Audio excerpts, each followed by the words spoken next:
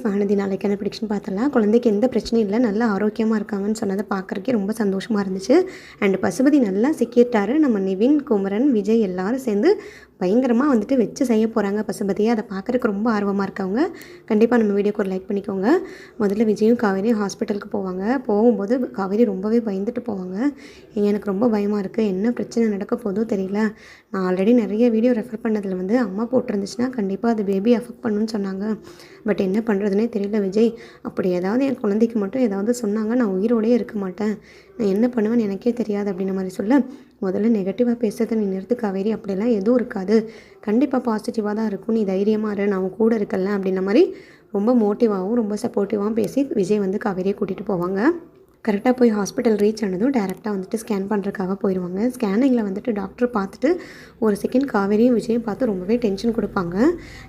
இவங்க வாயிலேருந்து என்ன வரப்போகுதுன்றது தெரிஞ்சுக்கிறதுக்காக விஜயும் காவேரியும் ரொம்ப வந்துட்டு ஷாக்காகி பார்த்துக்கிட்டே இருப்பாங்க. காவேரியோட முகத்தில் அவ்வளோ ஒரு பயம் தெரியும். கடவுளே, விஜய்க்காகவாவது என் குழந்தை எதுவும் பண்ணிடாத, என் குழந்தை நல்லா இருக்கணும், விஜய்க்கு இது மறுவாழ்வு கிடைச்ச மாதிரி, என் குழந்தைனால தான் அவரோட சந்தோஷமும் அவரோட லைஃப்பும் திரும்பி கிடைச்ச மாதிரி அவர் நினச்சிட்ருக்காரு. இந்த ஒரு பிரச்சனை, இந்த ஒரு லாஸை மட்டும் எனக்கு கொடுத்துட்டேன்னா கண்டிப்பாக என் லைஃப்பில் எதுவுமே நடக்காதுன்ற மாதிரி எனக்கே முடிவாயிடும். தயவுசெய்து விஜய்க்காகவாது என் குழந்தை எதுவும் பண்ணிடாத, குழந்தை நல்லபடியாக இருக்கணும், அப்பா நீங்கள் தான் எனக்கு உறுதுணையாக இருக்கணும் அப்படின்னு சொல்லி அவங்க அப்பாட்டையும் கடவுள்கிட்டையும் வந்து வேண்டிக்கிட்டு இருப்பாங்க. கரெக்டாக வந்து டாக்டர் விஜய் காவேரியை கூப்பிட்டு, குழந்தைக்கு எதுவுமே இல்லை, ரொம்ப ஆரோக்கியமாக இருக்காங்க, குழந்தையோட ஆக்டிவிட்டி எல்லாமே நார்மலாக இருக்குது, வயிற்றுக்குள்ளே ஆம்னியோட்டிக் ஃப்ளூயிட் லெவல் நார்மலாக இருக்குது, ஹார்ட் ரேட் எல்லாமே வந்துட்டு சூப்பராக இருக்குது, நீங்கள் இன்னும் பிரச்சனையே கிடையாது, எதுக்காகவும் பயப்பட வேண்டாம். உங்கள் 2 பேர்த்து மூஞ்சிலே இருந்த டென்ஷனை நான் நல்லாவே நோட் பண்ணிக்கிட்டே இருந்தேன். குழந்தைக்கு ஏதாவது பிரச்சனைன்னு சொல்லுவாங்களோ, இல்லை மதருக்கு ஏதாவது பிரச்சனைன்னு சொல்லுவாங்களோன்னு விஜய் ஒரு பக்கம் ரொம்ப டென்ஷனாக இருக்கார். காவேரி அதுக்கேற்ற மாதிரி குழந்தைய நினச்சி விஜய் நினச்சி வருத்தப்பட்டுட்டு இருந்ததெல்லாம் ஆஸ் அ டாக்டராக என்னால் அண்டர்ஸ்டாண்ட் பண்ண முடியுது. பட் நீங்கள் 2 பேரும் ஆசைப்பட்ட மாதிரி உங்கள் மனசுக்கு ஏற்ற மாதிரி குழந்தை ரொம்ப நல்லபடியாக இருக்குது. அதே மாதிரி காவேரியோட பெர்ஃபார்மன்ஸும் ரொம்ப நல்லாயிருக்கு. அவங்களும் முன்னை விட வந்துட்டு வெயிட் மேனேஜ்மெண்ட்லேருந்து, குழந்தையோட ஆக்டிவிட்டிலேருந்து, அவங்களோட டயட் மேனேஜ்மெண்ட்லேருந்து எல்லாமே வந்துட்டு as a pregnant as a pregnant உமனாக வந்து அவங்க எல்லாமே நார்மலைஸ் பண்ணி கொண்டு வந்துட்டாங்க.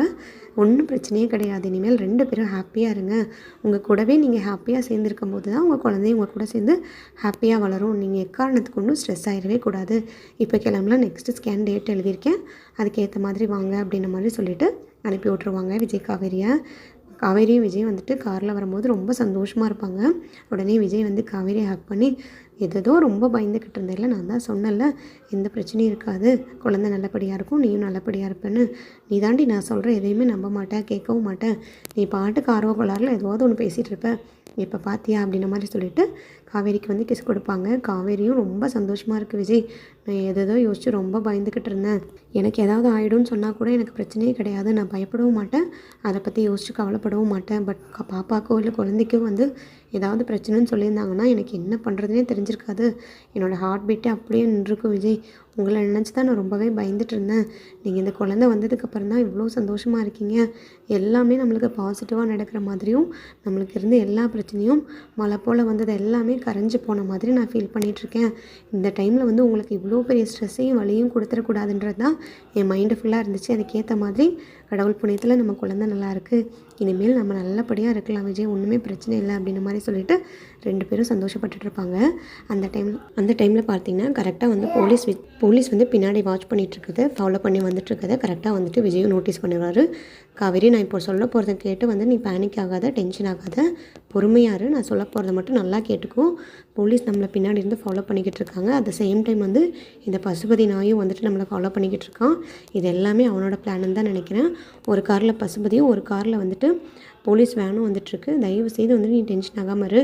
போலீஸ் ஜீப் வந்துட்டு நம்மளை கிட்ட வந்துட்டாங்க, ரொம்ப வந்துட்டு க்ளோஸில் தான் வந்து மானிட்டர் பண்ணிவிட்டு வந்துட்டுருக்காங்கன்னு நினைக்கிறேன். நான் சொல்கிற ஐடியாவை மட்டும் நீ கேளு. நான் பின்னாடி டிக்கியில் ஒரு இடத்துல நிறுத்துகிறேன், நீ வாட்டர் பாட்டில் வாங்குற மாதிரி வாங்கிக்கோ. அந்த டைமில் பார்த்தீங்கன்னா நான் டிக்கியில் போய் ஒளிஞ்சுக்கிறேன் அப்படின்ற மாதிரி சொல்ல, வேண்டாங்க அதெல்லாம் ரொம்ப ரிஸ்க்கு, டிக்கியில் தேடுவாங்க கண்டிப்பாக, நீங்கள் அப்போ மாட்டிக்கிட்டிங்கன்னா பெரிய பிரச்சனையாயிரும். அந்த டைமில் கரெக்டாக உங்களை கூட்டிகிட்டு போகிற மாதிரி இருக்கும். எனக்கு கார் டிரைவ் பண்ண தெரியும் விஜய், நான் கார் நல்லா தான் ஓட்டுவேன் அப்படின்ற மாதிரி சொல்ல, அப்போ ஒன்றும் பிரச்சனையே இல்லை, நீ ஒன்று டென்ஷன் ஆகாமல் ஓட்டு காவேரி, ரொம்ப லாங் கேப் வேறு ஆயிடுச்சு. அன்றைக்கே ஒரு நாள் கார் எடுத்துகிட்டு போய் இப்போ தான் விட்டு இடித்தேன், இப்போ திரும்பி கார் ஓட்டுறேன்றா, ஒன்றும் பிரச்சனை இல்லைல்ல, வயிற்றில் பாப்பா வேறு இருக்குது அப்படின்ற மாதிரி சொல்ல, அதெல்லாம் ஒன்றும் பிரச்சனை இல்லை விஜய், நான் மேனேஜ் பண்ணிக்கிறேன், கார் நான் நல்லாவே ஓட்டுவேன், இப்போ எந்த பிரச்சனையும் கிடையாது. அன்றைக்கி ஏதோ டென்ஷனில் போனதுனால தான் வந்து இடிச்சிட்டேன், பட் நான் நல்லா தான் ஓட்டுவேன், நீங்கள் தாராளமாக என்னை நம்பலாம், நீங்கள் இறங்கிக்கோங்க இந்த இடத்துலையே, நான் ஒரு குறுக்கு சந்தில் வந்துட்டு போய் கரெக்டாக நிறுத்துறேன் தண்ணி வாங்கிட்டு, அந்த டைமில் நீங்கள் கரெக்டாக எஸ்கேப் ஆகி போயிடுங்க, நீங்கள் கரெக்டாக நம்ம வீட்டுக்கு வந்துடுங்க, நம்ம அங்கே பார்த்துக்கலாம் அப்படின்ற மாதிரி சொல்லிவிட்டு விஜய் வந்து கீழே இறங்கி போயிடுவார். அந்த டைமில் பார்த்தீங்கன்னா கரெக்டாக வந்துட்டு காவேரி பிளாக் பண்ணி போலீஸ் செக் பண்ணுவாங்க. எங்கே விஜய் உங்கள் கூட தானே வந்துட்டு இருந்தார், உடனே இறங்குங்க அப்படின்ற மாதிரி சொல்ல, விஜயா என்ன சார் சொல்கிறீங்க, விஜய் இல்லை என் கூடவும் இல்லை, விஜய் விட்டு நான் பிரிஞ்சு ரொம்ப நாள் ஆகுது, விஜய்க்கு எனக்கும் சம்மந்தமும் கிடையாது, நீங்கள் தேவையில்லாமல் தப்பான எவிடன்ஸில் வந்துட்டு என்ன நீங்கள் தேவையில்லாமல் என்கொயரி பண்ணிகிட்ருக்கீங்க, ஒரு பொண்ணை என்கொயரி பண்ணுறீங்க, இப்படி நடு ரோட்டில் நிறுத்தி உங்களுக்கு யார் ரைட்ஸ் கொடுத்தது, அது போக உங்களுக்கு என்ன அப்ரூவல் இருக்குது இப்படி ஒரு பொண்ணை என்கொயரி பண்ணுறக்கு அப்படின்ற மாதிரி கேட்க, உடனே இல்லை ரொம்ப வெண்ணிலாவோட கேஸ் ரொம்ப கிரிட்டிக்கலாக போயிட்டுருக்கு, அந்த டைமில் எங்களுக்கு நியூஸ் வந்துச்சு இந்த மாதிரி விஜய் வந்து உங்கள் கூட தான் இருக்காருன்னு, அதனால தான் நாங்கள் செக் பண்ணலான்னு வந்தோம், சாரி மேடம் நீங்கள் கிளம்பலாம் அப்படின்ற மாதிரி சொல்ல, உடனே பசுபதி வந்து என்ன சார் நீங்கள் இப்படி பண்ணுறீங்க, நான் தான் சொல்கிறேன்ல கண்டிப்பாக விஜய் வந்து இவ கூட தான் இருந்தான், இப்போ எங்கேயும் எஸ்கேப் ஆகி போயிட்டான், இவளை நீங்கள் போலீஸ் ஸ்டேஷன் வர வச்சு என்கொயரி பண்ணிங்கன்னா கண்டிப்பாக வந்துட்டு விஜய் பற்றின உண்மை தெரியும், நீங்கள் தேவையில்லாமல் வந்துட்டு மிஸ் பண்ணுறீங்க அப்படின்ற மாதிரி சொல்ல, உடனே அப்படிலாம் பண்ண முடியாத பசுபதி, இஷ்டத்துக்கு வந்துட்டு நம்ம இஷ்டத்துக்கு ஒரு பொண்ணுக்கிட்ட என்கொயரி பண்ணுறது, போலீஸ் ஸ்டேஷனுக்கு வர சொல்கிறதெல்லாம் நீங்கள் வேணுங்கிற மாதிரிலாம் இந்த மாதிரிலாம் பண்ண முடியாது, தயவுசெய்து நீங்கள் கிளம்புங்க, உங்களால தான் இவ்வளோ கான்சிக்வன்ஸ் ஆகிருக்கு, இனிமேல் இந்த வேலையெல்லாம் வச்சுக்காதீங்க அப்படின்ற மாதிரி சொல்லி போலீஸ் திட்டிட்டு கிளம்பிடுவாங்க. அந்த டைமில் நம்ம காவேரி கிட்ட நல்லா மாட்டிக்குவார், நல்லா மாட்டிக்கிட்டு ரோஸ்ட் வாங்குவார் நம்ம பசுபதி, இனியெல்லாம் நீ இந்த பிரச்சனையிலேருந்து தப்பிக்கவே முடியாது, நீயும் எவ்வளோ நாளைக்கு வாலாட்டிக்கிட்டு இருக்கேன்னு நாங்களும் பார்க்குறோம், நிவின் ஒரு பக்கம், எங்கள் குமரன் மாமா ஒரு பக்கம், விஜய் ஒரு பக்கம்னு உன்னை வலை வீசி தேடிக்கிட்டு இருக்காங்க, அவங்க கையில் மட்டும் நீ கிடச்ச அவ்வளோதான், நீ என்ன ஆவன்னு எனக்கே தெரியாது, எல்லோரும் உன் மேலே கொலை வரியில் இருக்காங்க, என்ன தைரியம் இருந்தால் நீ வெண்ணிலாவை தள்ளி விட்டு கொலை பண்ண முயற்சி பண்ணிவிட்டு அந்த பழியை தூக்கி என் புருஷன் மேலே போடுவேன், நீ எல்லாம் எந்த அளவுக்கு கீழ்த்தரமாக இறங்கி போவான்னு எங்களுக்கு தெரியாது, தெரிஞ்சிருந்தா என் புருஷன்லாம் ஸ்டார்டிங்கே ஒன்று உண்டில்லைன்னு பண்ணியிருப்பார், இவ்வளோ தூரம் ஒன்று விட்டுருந்துருக்கவே மாட்டார், இதோட இல்லை ஃபஸ்ட் அண்ட் லாஸ்ட் சான்ஸை எடுத்துகிட்டு என்கிட்டயே வராத, என் கூட பேசணும்னு நினச்சேன்னா கூட அவ்வளோதான், அது போக குமரன் மாமாவோட கடையை அடித்து உடச்சி இந்த அளவுக்கு நீ டார்ச்சர் கொடுத்துருக்க, இந்த மாதிரிலாம் பண்ணதுக்கு எங்கள் குடும்பமாக சேர்ந்து நாங்கள் உங்களை என்ன பண்ணுறோன்னு மட்டும் பாரு, நீ ஒரு தனியாள், உன் பின்னாடி யாருமே கிடையாது, ஏன் உன் பையன் கூட கிடையாது, உன் டம்மி பீஸ் ஒரு பொண்ணை வச்சுட்டு அங்கங்கே புறணி மட்டும் பேசிட்டு அலையிறீங்க அப்பாவும் பிள்ளையும் சேர்ந்து,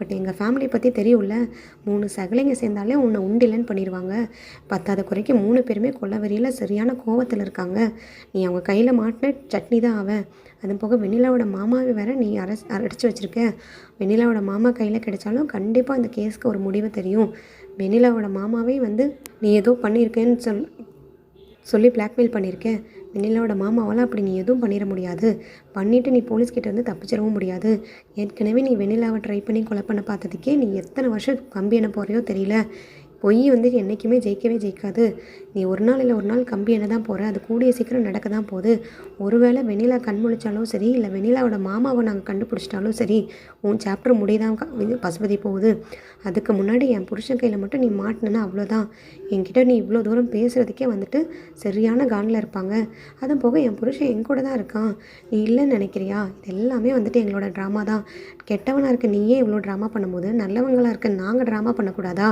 நாங்கள் வந்து நல்லது செய்கிறக்காக மட்டும்தான் வந்துட்டு இந்த மாதிரி போய் பித்தலாட்டம்லாம் பண்ணுறோம், பட் நீ கெடுதல் செய்கிறக்காக இதெல்லாம் பண்ணிக்கிட்டு இருக்க, நீ என்றைக்குனாலும் வந்துட்டு மாட்ட தான் போகிற, மரியாதையே கிளம்பி போயிரு அப்படின்ற மாதிரி சொல்ல, சீ போ அப்படின்ற மாதிரி சொல்லிட்டு பசுபதி கிளம்பி போயிடுவார்.